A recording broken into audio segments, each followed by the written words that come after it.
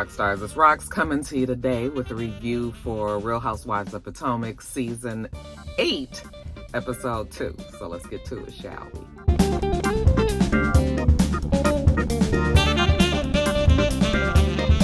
All right, you guys, so let's go through all the ladies. And boy, there's a lot of ladies. We have, what, 8 housewives this season? We'll count. So first we have Ashley. This is number 1. Okay, we see Ashley. She's at the nursery. She's meeting her mother Sheila there because she is trying to get the nursery together for her house. She's going to be having a housewarming party. Okay, we got to celebrate the new home, you guys. So her mom gets there and, she's just talking about the party and, too bad the mom won't be able to make it. The mom has to work that day. Ashley seems to always pick the days when her mom has to work. I guess Michael ain't paying mama's bills. Michael was just like, you on your own, lady. But anyway, so who's all coming to the housewarming? Well, Ashley says that she's inviting, all the ladies. I heard her throw Deborah in there, so I was just like, oh, Deborah's still around, huh? They ain't kicked Deborah to the curb just yet. We know it's coming, though. Anyway, she tells her about this new friend that she has. Her name is Nica. Apparently, she's Osu, just like Wendy is. I'm going to just tell you guys what, from the beginning, the disclaimer. I feel like this season that the show probably is going to inadvertently probably be I feel like there is going to be some offenses this season. I think because we as Americans might not be all that well versed in African and in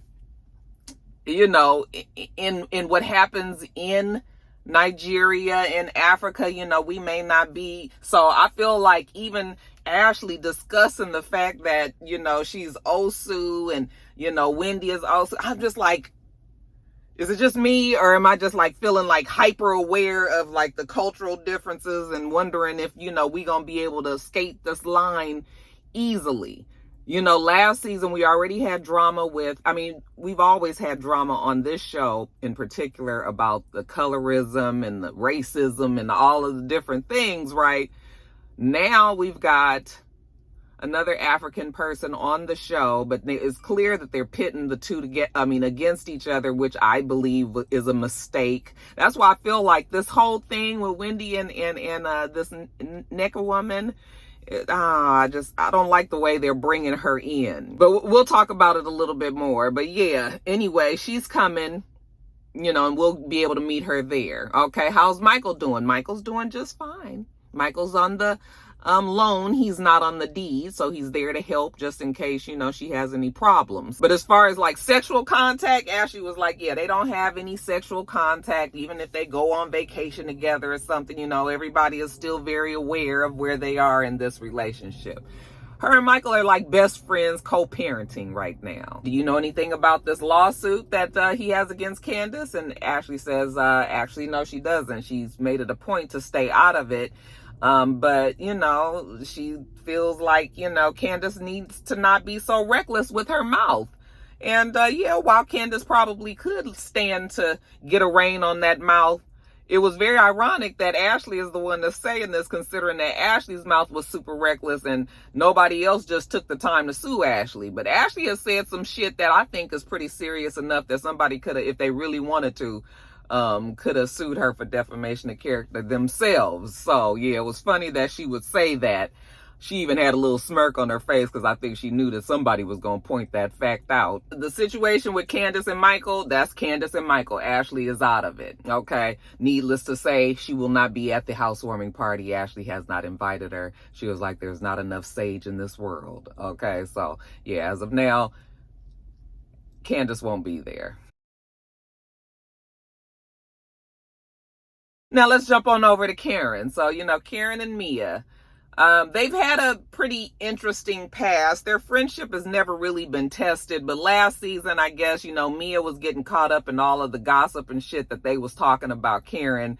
The gossip had got so completely far left as far as, them saying that Karen was messing around. Where was Evelyn? How did I say Evelyn? That Karen was messing around with her blue-eyed chauffeur, you know, the same gossip that had came up some seasons ago. We had brought it back up this season, or last season. And so it got pretty wild. It was to the point where it was unbelievable. So now we got to try to figure this out. So they meet down by the water. So when they meet at the water, you know, and Mia tries to come up for a hug, you know, Karen was just like, "Oh, Lou, how you doing? You know, good to see you. I haven't seen you in so long. Oh my God." Karen was just like, "Bitch, not back.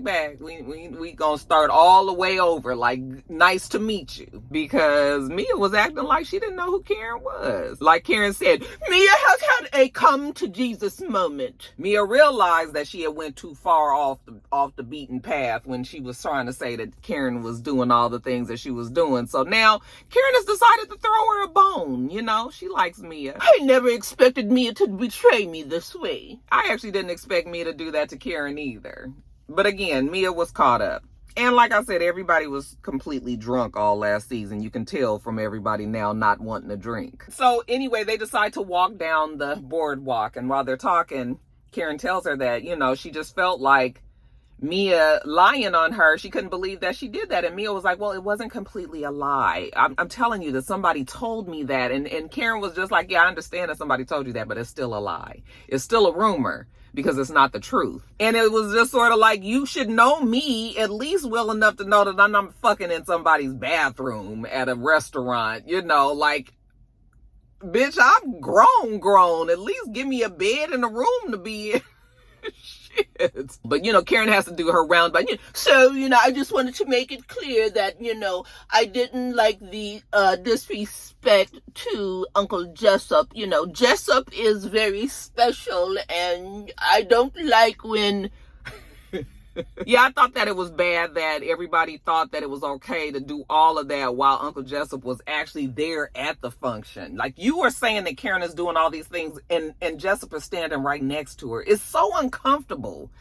And that's how you know that everybody was really just way too far in deep last season. When they didn't even give a fuck. Before, they used to kind of, like, okay, the husband's here, let's try to calm down. They didn't give a damn about Uncle Jessup. They really didn't. So, yeah, Karen has Mia to agree that, yeah, she didn't handle that correctly. And, you know, Mia apologized to her for that. You know, but speaking of Uncle Jessup, how was Gordon? Mia's like, "Oh, he's all right." Okay.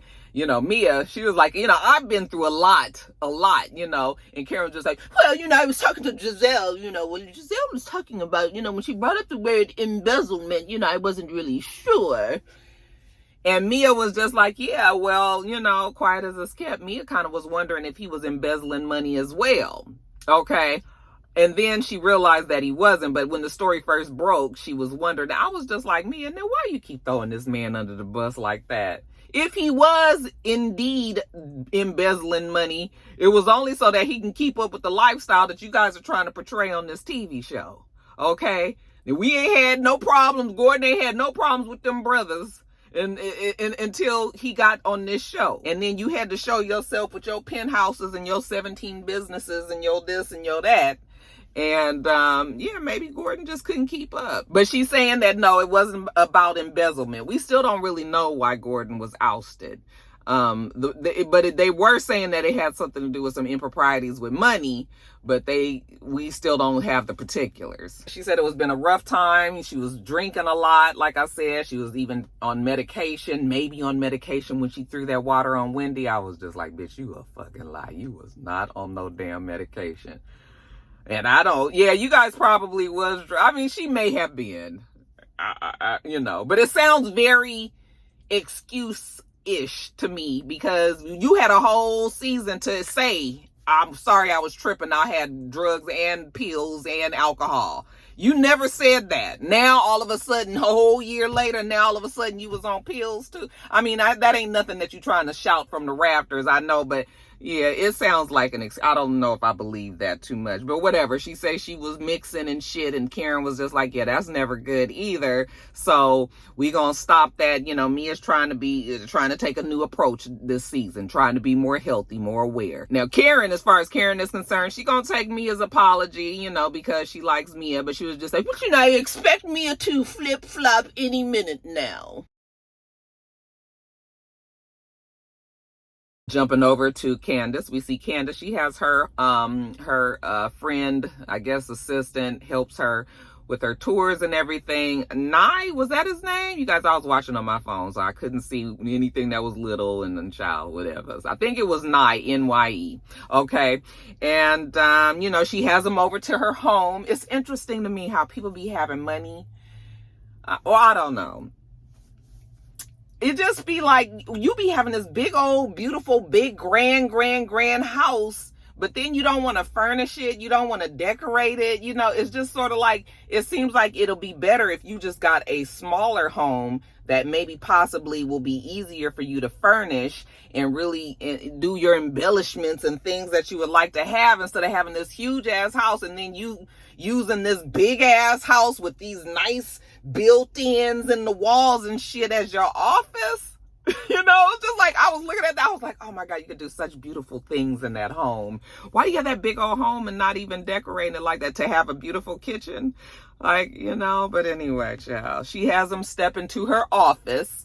And honey, Candace is about her tour this season, and I'm not mad. Continue to pump that up. I hope people learn, if anybody learns anything from Candy, is that you have to use the platform that you have to pump up whatever it is that you're trying to do. You will never have as much exposure as you do right now on this show, good or bad. You need to use it. So that's what Candace is doing, and I'm not mad. So she's about to do the second leg of her tour.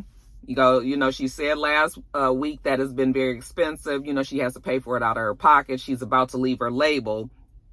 She said it's the natural progression of things, that she's moving on from her label, and, you know, she's just trying to get some new things done. I mean, I just think that this is good. I hope that Candace stays out of the bullshit. It looks like at least these first 2 episodes, Candace is kind of out of it, but only because she's working with her career. So yeah, good thing. So anyway, she's going on these new cities that she doesn't normally go on. So the guy was like, you're going to be in Chicago and, you know, New York. And she was like, yeah, you know, he's like, okay, so in Chicago, what you think about us having like Drew Sidora come? And she was just like, is that the only option? And I was like, oh, what's this? Because on Real Housewives of Atlanta, they made it seem like they was cool with each other. But the way that Candace is talking now, she's like, really. I mean, the way Candace explained it was she didn't feel like she needed to have really anybody to come in because she's been selling out her shows. So she doesn't need that help. She doesn't need a celebrity piggyback to bring it in. But I was just like, I mean, if Drew came and just did one song, like, what exactly is going on here? Why you don't want her to come and sing? I'm interested about that. Why do you guys think that she wasn't feeling Drew like that? You think there's some trouble brewing there, or is Candace just deciding that she didn't want her? Y'all let me know. Now, jumping over to Robyn. Oh, child, they're going to beat this dead horse. I guess it's not really a dead horse, but it's just sort of like, I mean, ain't nobody bending on it. So what we keep doing, spinning our wheels. Anyway, Robyn is at home and she's trying to dice out and section out her supplements. You know, her doctor told her that she's deficient in some areas. So she's trying to... I was just like, girl, it was a joke in there, but I'm gonna leave it alone. Anyway, Juan is about to go out, run some errands for the day, but he stops to talk to her for a minute because she wants to tell him about, you know, the sit down that she had with Giselle and them. He was like, how was it? She was like, well, it was sort of like an intervention. He was like, an intervention? She was like, yeah, I mean, you know, they were all just kind of trying to tell me like how you should be, you know, the fact that you out with these women and, you know, how I didn't care. And they telling me I should care. And he was just like, listen, I do not care what they say. You know, I am a nice person and I have friends and I'm going to continue, you know, that's Juan's thing, is I'm going to continue my life. Nobody is going to tell me what to do, which is fine. You do what you want to do. You just need to know that people are going to always ride you when they see you because of this. Okay. But do what you want to do. You know, Robyn continues to say that she's not mad about it. She's not going to be mad about it. And he was just like, you know what, going to get mad. Get mad so that people can get happy about it. You know, get mad to please Giselle. All right, because he knows that Giselle is the main one that was just like, you need to have a different type of reaction to this. Maybe people will be more on your side. Okay, so yeah, go on and do that. Juan's whole thing is Giselle and Robyn think very differently on a lot of things, and people just don't realize that. I was just like, no, we don't, because Robyn has always co-signed Giselle. Now Robyn is trying to step out from behind Giselle, and everybody is just like, bitch, get back behind Giselle and do what she say. So anyways, that's that. You know, how you doing? You know, Robyn asked her husband, just, how are you? He said, oh, I'm doing okay. You know, I guess this was their roundabout way of them saying that he was applying for other jobs. You know, he said that he's not trying to rush the process. You know, he's doing what he has to do. So I'm assuming that's what he was talking about. I don't know. Or maybe they're tending to the lawsuit, because remember, he has the lawsuit with this kid at the school with the other coach. And so, you know, Robyn tells us again, she confirms to us again that she knows without a doubt that Juan did the right thing, that he's going to be exonerated. Everything is going to be fine. You know, they've just got to go through this, whatever they're going through, the legalities of it and all. But yeah, she said that her man ain't did nothing. As a matter of fact, he did everything that he was supposed to do. So there's that. Juan says the only problem with him is that he puts everybody else before him. And Robyn says, yeah, she has that same problem as well. I don't know how y'all gonna make it.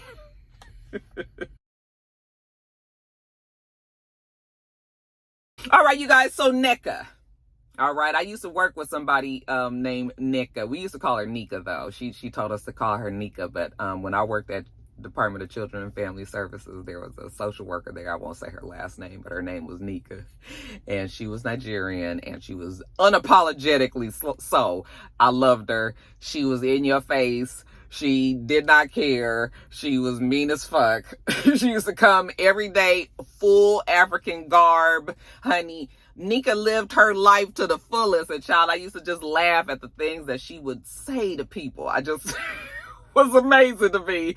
But yeah, Nica, anyway, this person, this new girl on the show, her name is Nica, because I guess there's a certain way that you pronounce the two N's. There's a certain way. I don't know how to do it, so we just gonna say Nica. But there is, we know that that's not, maybe not the true African pronouncing of the word. So anyway, Nica says that she is fabulous, that she's got this huge home, actually, that looks like her and her husband are getting their home built.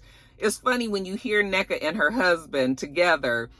Her husband has a very strong African accent, okay? And then you've got her that's like the total, like, oh my God, like, I'm Nica, and, you know, I have a 5-bedroom home, and I dance it, you know, and it was just sort of like, it's so, you almost be like, how y'all two got together? Like, you know, it's funny though, because I guess she may be like Nigerian American, like from, I don't know. See, that's why I'm saying that I feel like we gonna be tap dancing on almost being offensive to the culture and not even know we doing it. But it seems like she might be more Nigerian American and he might be Nigerian, like from Nigeria, and them two might have got together. I don't know. We still don't know the particulars of how these two got together, but it's just like her voice is, I mean, anyway. She tells us, you know, they have several properties all over America, you know, the lake house here, 2 homes here, this one there, all the way down here. You know, they have some properties over in Nigeria.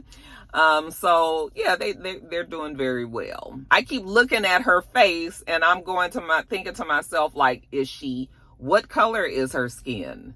Because her face looks like it has so much contour and carrying on going on there that I can't even really tell if she is considered dark or light skinned. I know her contouring was interesting. I mean, it's clearly that she's a darker skinned woman, but they did contour her makeup a little strange. Anyway, she's very, very animated. She's very like, you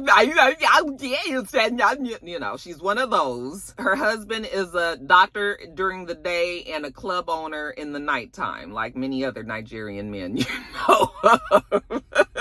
They all got a damn club. Motherfucker gonna be whatever during the day. They gonna have a club at night. Now, their plan is to have kids. They don't have any kids, but you know, they got this big 5-bedroom home and they've got all these properties everywhere. So they're going to fill these rooms with babies running around eventually. I don't know how old she is, but I'm assuming she's still of baby making age. That's probably gonna get me in trouble too from somebody, but I'm going to leave that in. And yeah, so it's been hard. She says that, you know, she has to do the test to figure out when she's ovulating and all, and they haven't been able to be successful with that. But she's taken her vitamins, taken her supplements, you know, she's taken all the things to get her body prepared.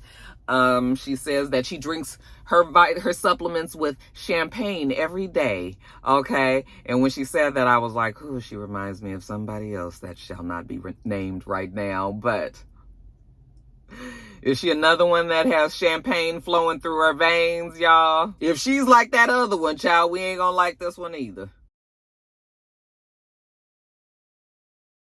Now, let's jump over to Wendy. Oh, God. Wendy, every season, I'm tired. I'm just tired. I want Wendy to just be a Wendy the professor, Wendy the doctor, Wendy the one that goes and works on CNN and is a political correspondent. That's what I want Wendy to do. Every season, Wendy on something new. Child, we had candles. Then it was the club, the Nigerian club deal with Peter. Now she gonna have a talk show. And I was like, Wendy just sits at home and brainstorms of what she can come up with to have a storyline for this. I mean, I guess I can't be mad, but yeah, that's Wendy's thing this season. So she meeting with Marsha. It just says Marsha and it says she was a producer. Cause I was just like, no, what the fuck is this? I had to go on and look close to see this one. So Marsha's a producer. Wendy says that, you know, they're going to go look at the studio space because she's starting the show. It's going to be a little ratchet, talking about politics. Okay. So, I mean, I'm sure there's a group of people that's interested in this type of thing. So, okay. She says she's a multi-hyphenate. You guys didn't know that about Wendy, did you? Okay, yeah, she is a mother. She is a wife. She is a woman on Real Housewives of Potomac. Can't forget that part. She also is a doctor. She has her PhD. She's a political correspondent. You know, she is a teacher at Johns Hopkins. She is now going to be a talk show person. I don't know what happened with the damn candles in the restaurant, but here we are. And her goal is to catch a major network. Girl, so is mine. Okay? Yay, I'm open to major networks. Reach out to me. So she says she's known Marsha since she was 19 years old and that Marsha has worked on some other things. Some stuff has even made it all the way to Sundance, she thinks. Anyways, when she sits down with Marsha was like, okay, so what is the budget? And Wendy was like, well, there's not really a budget, but whatever the budget is, we already over the budget. And Marsha was like, but we ain't really done nothing yet. And that's always the other problem with Wendy. She ain't never got no money to do this shit. You be coming up with all these spectacular ideas. You know how you had them kind of friends. Oh, they got all kind of ideas. Girl, you know what you should do is pull down this whole wall, take this out, okay? And then you can put some windows there to brighten up the room a little bit. And then when you look in, them be the ones that got all kind of ideas. They ain't got a penny on that shit. Nigga, what? Okay, how about you do all that? Let me know how it turned out. So yeah, we'll get back to the finances in a second. What's the name of the show? Wendy was like, how about Zen Win? And the lady was like, are you really trying to go with that? She was like, okay, no, how about, you know, she comes up with all these other names.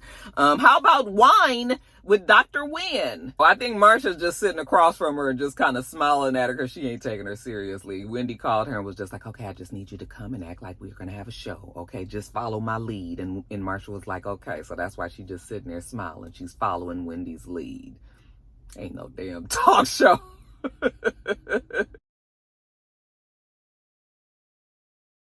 Now we see Karen. Karen is meeting Mia and Ashley and Giselle at a Pilates place. They're going to work out together. And so, you know, of course, when she sees Mia, she's shaking hands. Okay, don't get it twisted. We ain't got to the hug just yet.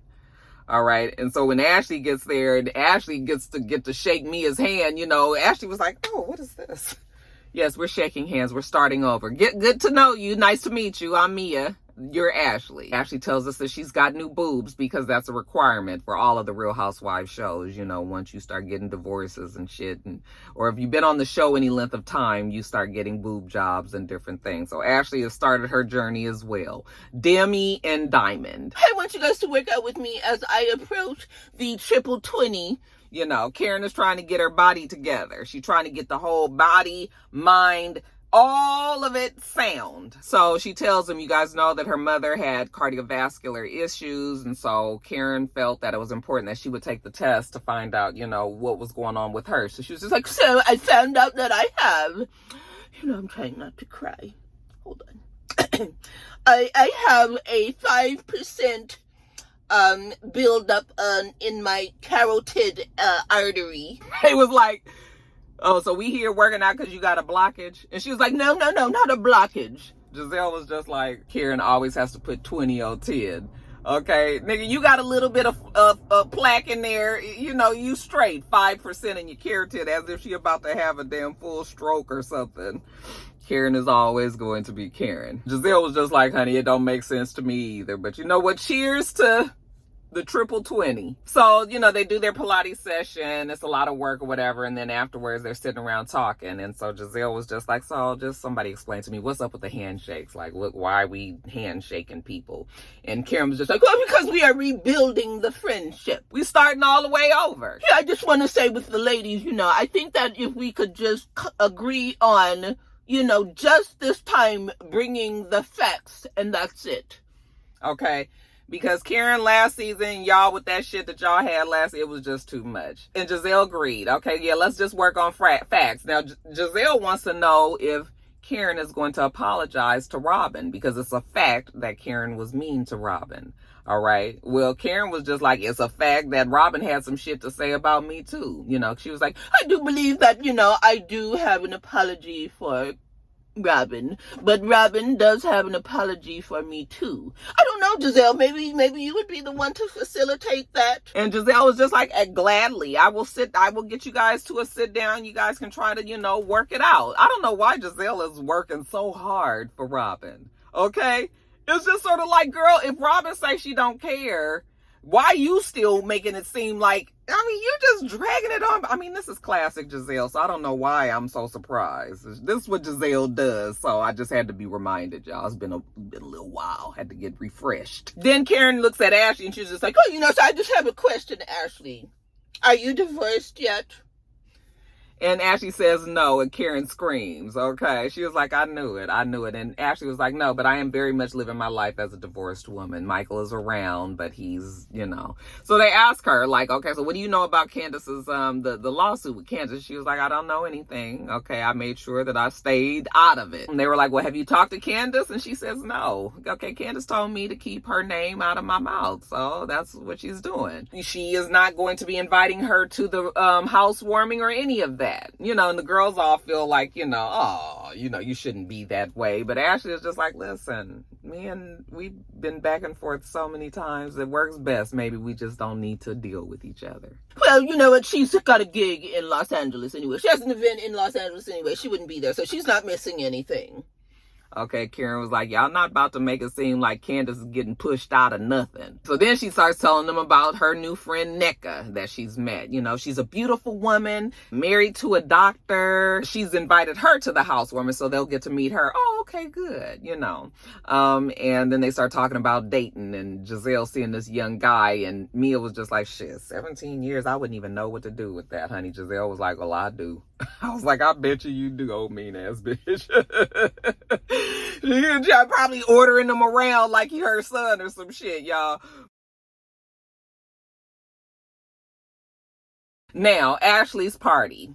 It's set up very, very nice. She has her backyard set up. You know, she has the people over there. You know, the housewife, everybody on these reality shows now know that you cannot plan these parties yourself. You got to hire an entertainment, like a party planner. So they've all decided to do those type of things now. So we can't even talk bad about the parties no more. Anyway, she says that all her friends and her family is going to be there. She's excited about that. We see Uncle Michael, the one that he's been there for Ashley the whole time for sure. But he don't give Ashley no little room. Okay. He don't see it for Michael, and he gonna make sure everybody always knows that. Now, of course, the ladies start getting there. Giselle gets there first as usual. All right. And she tells Ashley that she brought the Corona beer for her. Okay. Especially for her, Ashley thanks her. So anyway, Giselle and them were talking, and Giselle's asking her about Michael and all. And of course, Giselle is asking these questions in front of the uncle because Giselle knows that the uncle can't stand Michael. So this is Giselle's version of stirring the pot. All right. And Ashley still likes to maintain that her and Michael are fine. They co-parenting well. Everything is going good, and Giselle was like, oh, you guys even travel together on vacation? You guys was on vacation together, right? And she was just like, yeah. And then Michael looked at her and then she was like, oh, I probably didn't tell you. I had talked to you I was on the phone when I was on vacation. Maybe I didn't mention, that Michael had went and got something. And he was just like, oh, you ain't got to tell me. He was just like, you gonna live your life however you want to live. All right. You just know for a fact that Uncle Michael don't deal. He don't see it. Her uncle don't see it for Michael. What's the uncle's name? I keep saying Michael, but maybe that ain't his name. No, maybe it is Michael.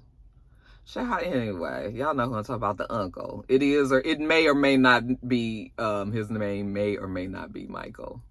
Yeah, maybe it is Uncle Mike. Anyway, Ashley is just like, her uncle is very old school. He's going to have to get over the way that she chooses to live her life, basically.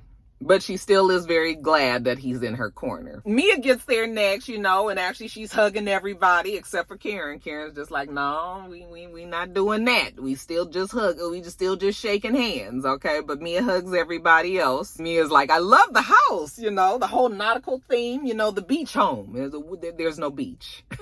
Then next we see, and Ashley was just like, oh girl, do you want some champagne? And she was just like, is the Pope Catholic? Like, yes, of course Charisse wants champagne. It flows through her veins, kind of like Nica does. They're gonna get along just fine. So anyway, Charisse comes out there. She greets everybody, hugs everybody except for Karen. But she does, her and Karen say hello to each other. So it looks like they're trying to be, that they trying to be cool with each other for now. Giselle had the nerve to talk about the design aesthetics in Ashley's home. And I was just like, Giselle, I tell you, that's why you can't ever be mad at Giselle, really, because Giselle says shit even though she do the same shit. It's just sort of like, Giselle, your shit is just as messed up as everybody else's, but Giselle likes to point out everybody else's mess. It is hilarious. She's like, it's boho chic. It's some sort of boho something. At least you can put a name to it.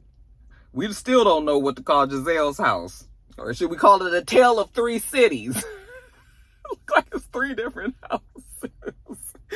Anyway, so they're sitting around talking. Deborah walks in. I said, oh, Deborah's still around. And when they see Deborah, they just sort of like, oh my God. Wendy, especially when she sees Deborah, she was just like, is she really here? For real?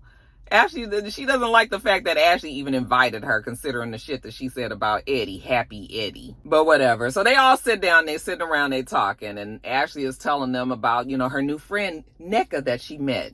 She's, what, Wendy, you might know, she's Osu. And then Wendy said, oh, you're saying Nica. Okay, so she's Nigerian, so you're pronouncing it wrong. It's pronounced with the N, it's a 2 N, double N pronunciation, okay? But yeah, and Ashley was like, she's Osu like you, and Wendy was just like, oh, okay. And then Nica gets there, and she's all like, hi everybody, oh my God, everything's so beautiful, oh, I love it, oh my, Mia point out the accent, because I was like, I'm glad I wasn't the only one, but Mia was like, all the girls seem to like her so far. So, okay, I got this mixed up. Before Nica even came and sat down, Ashley pulls Wendy to the side because Ashley was like, okay, I haven't talked to Wendy in a long time. Let me pull her to the side and talk to her. So Ashley takes Wendy to another part of the house, and then that's when Nica gets there. Nica gets there and is sitting with the ladies. So we have two separate conversations going on here, okay? So while Ashley and Wendy are over here talking, Nica is being kind of not really roasted, but the girls are like kind of asking her all these questions. So at first the girls ask Nica, like, who is she and all of that. We have all of the introductions. They're asking her if she's being, if she's married, does she have any kids? She's telling them all of that. She is a lawyer. She's a practicing lawyer. She does this, that, and okay, so they getting all that out. Well, Ashley is talking to Wendy. Ashley was just like, I just really, want us to be, closer than we have been in the past. I've tried to get close to you. And Wendy was like, yeah, I know you have. And I've tried too. Like, I just invited you to the kid's birthday party. You didn't come. And Ashley was like, yeah, that's fair. Like, but yeah, that might be the reason why Ashley and Wendy always there, maybe like some little slight disconnect in there. What can we do about this? So yeah, let's try to see if we can concentrate on our friendship. Wendy was like, yeah, I would like to do that, except that I just need to know that I can feel that I can trust you. The fact that I saw Deborah walk in here, and Deborah was the one that was lying on Eddie. She didn't like that. Well, Deborah is Ashley's friend, so I guess Ashley decided that she's still going to have Deborah there. She didn't really give Wendy any kind of like apology or reason why. It's her friend. That's who she wanted to be there, so she's there. There's other people there too, so it's not like Wendy just got to sit across from the Cookie Monster all the time and be irritated. So Ashley starts telling her about her friend Nica that's coming. You're going to like her. You guys might know each other. She's Osu like you. And that's when Wendy was just like, oh, okay, and I'm not well versed on this at all, but when they were trying to explain, like how Ashley was trying to explain to Wendy that apparently if you are considered Osu, you've been shunned or outcast from the community in Nigeria, your tribe or whatever. I don't know.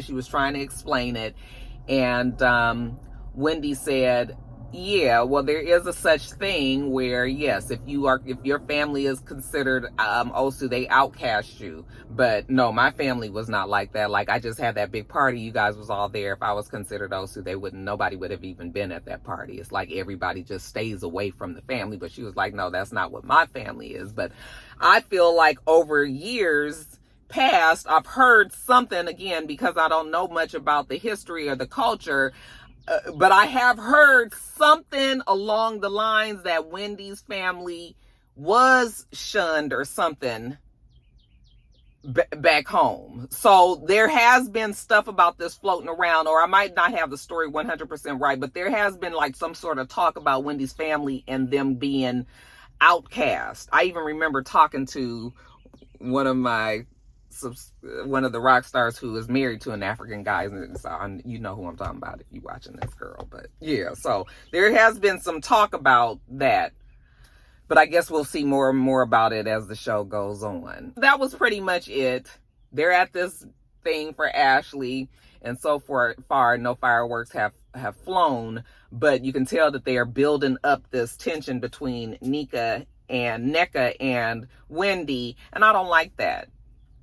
Out of two African women that you have on the show, you have decided to pit them against each other. For some reason, that don't feel like that's right.